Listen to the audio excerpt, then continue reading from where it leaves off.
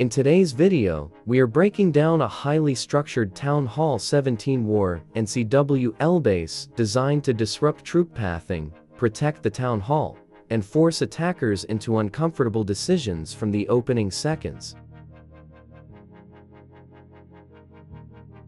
At first glance, this layout may appear open and predictable. However, its long compartments, offset town hall placement, and separated defensive zones can quickly destroy an attack that lacks accurate funneling. Stay with me until the end, because I will explain which side may look like the easiest entry, and why that approach could actually lead the army away from its main objective.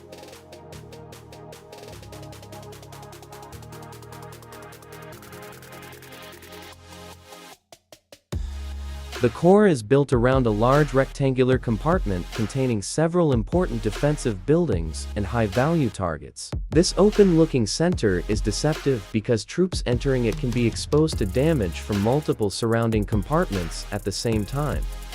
The clan castle is positioned close to the middle, allowing defending troops to activate once the attacker commits deeper into the base. This timing is important in war and CWL, because the attacking army may already be under pressure when the clan castle troops arrive. The attacker must then decide whether to spend spells on the defending troops or save those spells for the town hall section.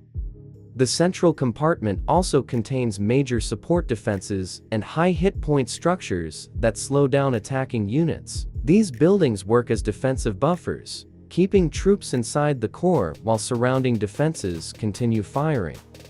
Because the center is relatively spacious, attackers may be tempted to use an overgrowth, jump spell, or siege machine to move quickly through it. However, entering the center does not automatically create a clean route to the town hall. The base is divided into several long compartments, and the town hall sits toward the lower left section rather than directly in the middle.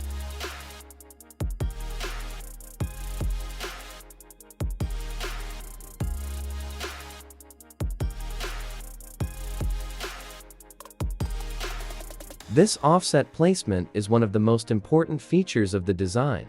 An army entering from the upper side can destroy a significant portion of the base without ever moving naturally toward the town hall. Troops may continue following defensive targets along the upper and right side compartments, leaving the most important objective untouched. The town hall itself is protected by a dense defensive cluster. It is supported by nearby high damage defenses, storages, hero positions, and likely trap locations. Any ground army entering this zone must survive concentrated fire while also breaking through additional wall layers. The nearby storages make this section even more difficult. Their high hit points can hold attacking troops in place, giving the town hall and surrounding defenses extra time to deal damage. This is especially dangerous for route riders, electro-titans, Yetis, and other ground compositions that depend on maintaining momentum through the base. The placement of the major defenses also creates overlapping coverage around the town hall section. An attacker who freezes one defense may still take heavy damage from another direction. Because these threats are not positioned inside one single compartment, one freeze spell may not provide enough protection for the entire attacking force. Moving outward from the central area, the layout uses long rectangular lanes rather than a collection of small, symmetrical boxes. These lanes are designed to influence troop movement. Once troops enter one section, they can be pulled horizontally across the base instead of moving toward the town hall. This is particularly effective against armies with limited control after deployment. The upper compartments contain multiple defenses and secondary targets that can attract heroes and ground troops. An attacker approaching from the top may create a funnel on both corners, but the army can still divide when it reaches the first major wall layer. One group may move toward the left defensive section, while another follows targets toward the right. When the army splits, rage and healing spells lose value because they cannot support every troop at once. The right side of the base is also built to waste time. Several defenses and resource buildings are placed inside extended compartments, forcing attackers to travel a long distance if their troops move in that direction. This creates a strong time fail potential. Even when an attacker successfully removes the town hall, surviving buildings on the opposite side may remain too far away to clear before the battle ends. The left side contains another collection of defensive compartments and outside structures that complicate funneling. A queen charge or hero dive from this direction may secure valuable defenses, but the walls can redirect the heroes away from the center.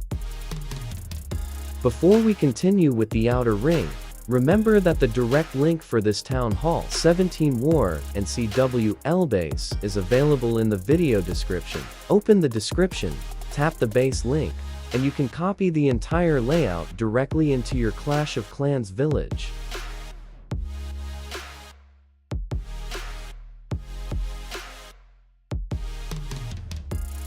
Let's examine the buildings around the perimeter.